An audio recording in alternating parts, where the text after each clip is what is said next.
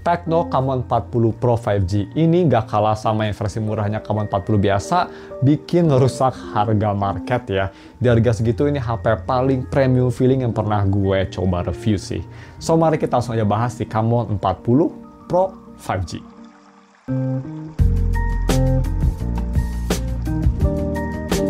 Halo guys, nama gue Stanley StepTech dan mari kita langsung aja review si Tecno Camon 40 Pro 5G.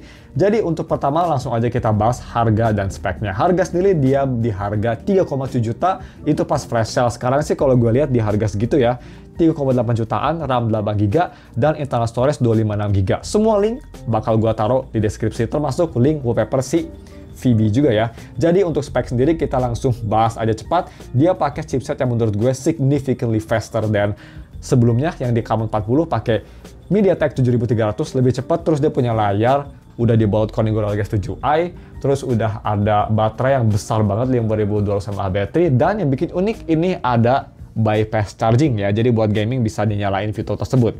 Itu salah satu fitur yang di merek sebelah HP gaming gak ada loh. Malu-maluin ya. Anyway, untuk desain dan displaynya kita bahas dulu. Nah ini nih, desain belakang sama kayak Camon 40 sih, gue nggak ngerasa ada bedanya sama sekali. Desainnya sendiri sih ini hit or miss ya, ada orang yang suka, ada orang yang nggak suka. Ini desainnya ngingetin gue sama Galaxy S22 ya, si kameranya mirip banget sih. Cuma sih agak sedikit beda karena kayak lebih kayak S22 sama Note series punya anak lah kayak gitu. Warnanya sendiri gue sekarang pakai warna biru, cukup oke. Desain belakang sih no problem, tapi at least dia ada identitas lah, jadi nggak sama kayak HP Cina lainnya.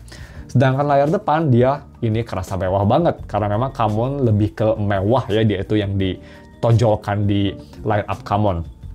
Dia pakai AMOLED 6,78 inci AMOLED display, udah high refresh rate, dan ini udah edge display, jadi kerasa sangat premium. Edge-nya juga menurut gue sih nggak pernah mengganggu tangan gue, jadi palm rejection-nya udah sangat bagus. Desainnya juga sangat modern, bezel atas bawah memang agak sedikit tebal, tapi simetris, jadi masih kelihatan kayak HP yang harganya jauh di atas yang di-offer sama Tecno. Sedangkan untuk si kualitas layarnya sendiri, ini sih gue suka banget, tapi ada satu kelemahan. Kita ngomongin sukanya dulu ya. Ini layarnya bagus banget yang ngingetin gue sama layar Samsung. Vibrant buat nonton, enak banget gitu ya. Brightness-nya juga bisa gelap banget, viewing angle bagus, warnanya enak, sharp, jernih, bagus lah. Tapi kelemahan yang gue rasa, ini kontrasnya agak terlalu tinggi, jadi kadang area yang gelap kayak misal kalian nonton game horror gitu, kayak terlalu gelap gitu dibanding sama HP biasanya. Jadi kadang gue gak bisa ngeliat apa-apa gitu kalau main game horror yang harusnya bisa ngeliat. Itu aja sih kelemahannya. Tapi overall layarnya masih oke banget. Dan yang oke juga ini visibilitas di bawah sinar matahari. Bisa kita lihat kondisi mendung tapi masih cerah. Ini layar masih terang banget dan masih usable. So that's pretty good. Untuk haptic juga ini amazing. Ini menurut gue salah satu haptic terbaik di harga 3 jutaan. Kerasa banget ya si flagshipnya tuh, kayak kerasa suaranya tuh enak buat ngetik. Cuma sayangnya memang agak kurang powerful, dia agak lemah, tapi kualitasnya sendiri sih ini sekelas kayak flagship haptiknya, enak banget. Dan juga untuk touch-nya nggak ada masalah, responsif, no problem.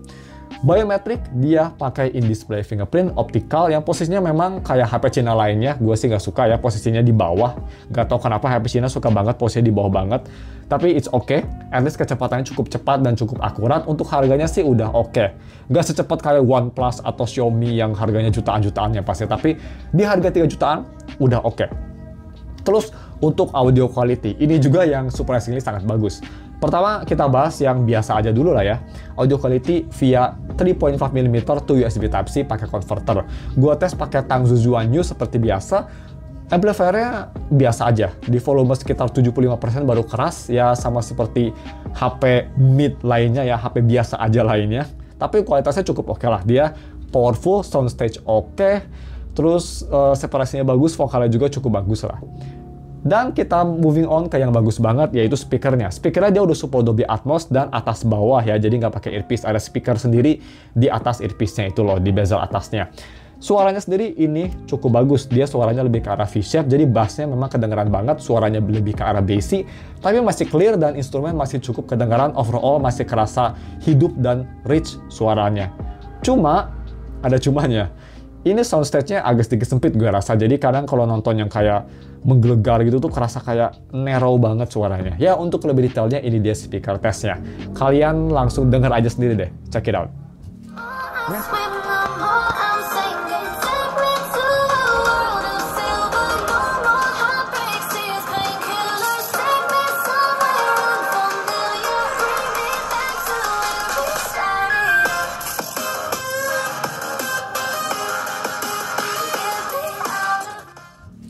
Next kita moving on ke si kamera quality. Yang sebenarnya setup kameranya sih nggak berubah dengan Tecno Camon kemarin ya, tapi karena dia pakai chipset yang lebih baru, jadi image processingnya lebih baik.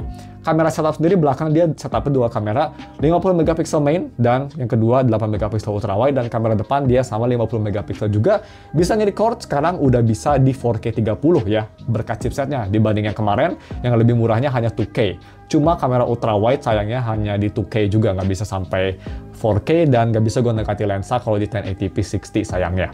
Kualitas foto lumayan impresif ya, even bisa kita lihat kamera ultrawide-nya pun yang lebih lemah bisa menyamai lah warnanya sama warna main kamera. Tapi kualitas main kamera ini memang primadonanya. Warna bagus, kontrasnya gue suka banget, lebih ke arah kayak kontras Google gitu. Sharpness-nya oke, dynamic range bagus. Overall untuk harga 3 jutaan sih bisa bersaing lah dengan HP 3 jutaan lainnya. Malah ini menurut gue sih one of the best. Selfie juga bagus, dia sangat clear gambarnya, exposure nggak ada masalah, bisa nangkep muka gue di belakang sinar matahari. Cuma ada smoothing ya, ada facial smoothing sedikit yang gue agak kurang suka. Sedangkan untuk foto malam hari, ini juga cukup bagus, penangkapan foto nggak lama banget, sekitar 1-2 detikan, jadi nggak lama banget. Dan hasilnya juga, walaupun kita gerak dikit, masih oke, nggak bakal ngeblur. Kualitas gambar juga masih kelihatan terang, bagus, detail, dan sedikit noise. Terus untuk video recording, bagaimana? Ini video recording menurut gue sih, HP resmi paling bagus di harga 3 jutaan loh. Untuk HP baru ya, kalau misalnya kita mau ngomongin HP bekas, banyak HP bekas yang lebih bagus seperti Poco F6 atau Poco F5 gitu. Tapi untuk HP baru ini kualitas videonya cukup bagus. Di 4K 30 cukup oke. Dan yang lumayan impresif, mikrofonnya juga cukup bagus loh. Ya, untuk lebih detailnya ini dia video tesnya. Gue ngetes biasa di resolusi 4K 30 dan gue juga ngetes di resolusi 1080p 60 fps. Ya, check it out.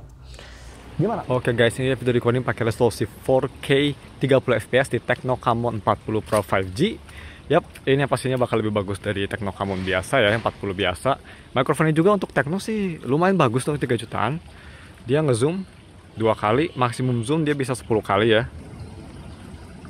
Zoomnya nggak yang paling smooth, tapi ya harganya cukup oke lah. Cuma ini kalian nggak bisa ganti ultrawide, karena ultrawide hanya bisa di 1080p 30 fps. Untuk 1080p 60 seperti ini, 1080p 60 seperti ini, tadi gue salah bilang, maksud gue itu ultrawide hanya bisa sampai 2K 30 ya. Jadi itu maksimalnya. Dan di 1080p 60 juga kalian nggak bisa ganti lensa ke ultrawide. 1080p 60 kayaknya sweet spot sih ya, lumayan bagus juga kualitasnya. Kita langsung aja ke gaming. Gimana? Lumayan bagus ya, dan yang gak kalah bagusnya yang bikin gue lumayan surprise juga dari gaming performance-nya loh. Ini HP tipis ya, dan memang bukan HP gaming, ini bukan diperuntukkan untuk gaming. Pakai MediaTek Dimensity 7300 buat main game ini ternyata lumayan impresif buat main game berat loh. Ya untuk lebih detailnya gue udah tes kemarin di channel ketiga, gue bakal taruh link di deskripsi. Untuk main gamenya itu lebih lama tesnya. Jadi sekarang kita bakal summary aja. Gue tes main Wuthering Wave itu pakai settingan custom gue. Kira-kira in summary settingannya medium to low setting. Dan di HP ini impresif banget ya.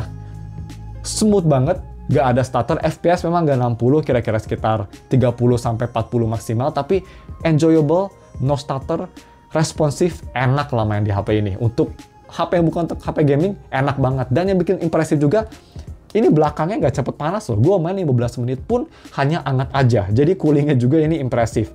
Kalau misalnya mau dibandingin sama Tecno Camon 40, mungkin kalian mikir untuk upgrade, ini upgrade salah satu terbesar dari 40 biasa ke 40 Pro.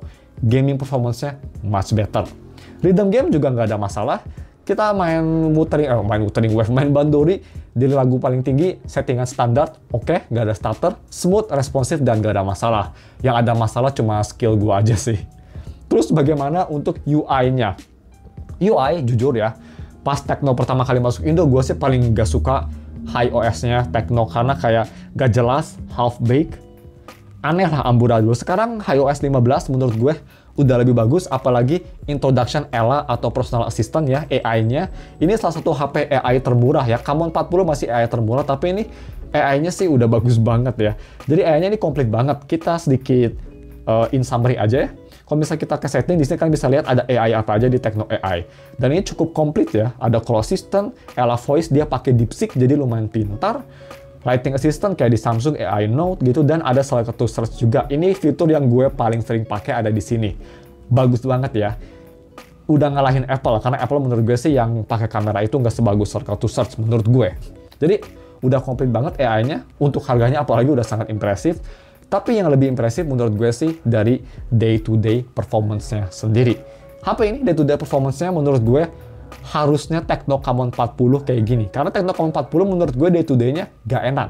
Kalau di HP ini wow, mantep banget ya berkat Dimensity 7300. Multitasking kerasa smooth, buka aplikasi kerasa enak, cepet, smooth, konsisten, optimize, mantep lah ya. Mungkin berkat OS-nya juga ini ngebantu, tapi overall performance-nya sih untuk harga 3 jutaan kayak lagi pakai harga 5 jutaan. Enak banget. Cuma memang kritik sedikit untuk iOS, ada beberapa bug seperti kalau misalnya gue lagi recording gak bisa ganti lensa, tapi option ganti lensanya masih ada for some reason, aneh banget. Dan beberapa fitur banyak yang ngikutin Apple, seperti kalau kita lagi dengerin lagu, yang misal kita ke musik nih, kita dengerin lagu, dia ada Dynamic Island, itu juga kadang suka bagi, gue agak kurang suka. Ya hal seperti itulah. Ya well, gak apa-apa sebenarnya niru, cuma ini sih kayak obvious banget ya. At least kayak Samsung gitu, taruh kiri biar beda dikit. But it's okay lah. Gue sih gak bakal komplain kalau tiru-meniru, karena HP memang wajar sih untuk tiru-meniru. Oke, seperti itu sih menurut gue UI-nya bagus banget. Dan buat yang terakhir aja di segmen ini, DRM Info udah L1, dan sudah support Wide Color Gamut, dan sudah HDR10+. Udah sangat bagus. Terus yang gak kalah bagusnya juga, yang gue lumayan surprise, battery life-nya. Dia pakai baterai 5200 mAh baterai, 45 watt fast charging, dan baterainya impresif ya. Ini bisa tahan pretty much 1,5 hari sampai 2 hari kalau kalian pemakaiannya enteng. Bisa full day kalau berat. Ini gue sisa baterai ya, di 38%. Gue banyak pakai nonton dan sedikit main game, hanya sekitar ya 17 menitan main game. Kita lihat aja bagaimana baterainya langsung secara live. Battery usage, dia ada di 6,5 jam screen on time, dan gue pakai Instagram ya light to medium usage ya, gue pakai kamera dikit dan main WoW 21 menit yang lumayan berat, 38%.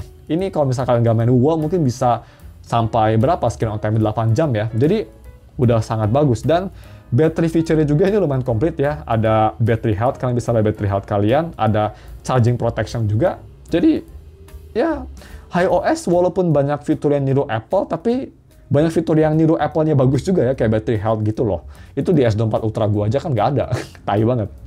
Jadi cuma segitu aja untuk reviewnya. Bagaimana untuk kelemahannya sebelum kita masuk konklusinya? Kelemahan dari HP ini selama gua pakai sih yang gue rasa hanya dari OS-nya aja yang masih kadang agak sedikit laggy dan kurang oke gitu ya. Dan yang kedua yang gue rasa sih dari HP ini kelemahannya sedikit dari kualitas layarnya yang udah bagus banget, tapi sayangnya tuningnya agak kurang oke, jadi kadang warna hitam terlalu gelap. Itu aja sih, tapi layarnya sendiri ini udah gorgeous banget. Jadi cuma segitu aja untuk videonya. Dan untuk konklusinya, apakah gue rekomen HP ini? Buat kalian para hardcore gamer sih, gue nggak rekomen ya. Masih banyak HP di harga segini yang bagus banget untuk main game. Terutama lihat tuh, Poco F6 bekas. Harganya mirip kayak HP ini dan much better untuk gaming. Tapi buat kalian nyari HP yang ingin kerasa premium jauh di atas kelasnya dari kamera, dari feeling di tangan, dari layar, speaker, all-rounder lah, dan all-rounder tapi kerasa kayak di atas kasta harganya, ini sih oke banget menurut gue. Gue sangat rekomen. Jadi cuma segitu aja videonya, jangan lupa dan subs. Kalau misalkan kalian mau beli HP ini atau wallpaper, gue taruh semua linknya ada di deskripsi. Thank you for watching dan ketemu lagi minggu depan untuk video review lainnya. Bye.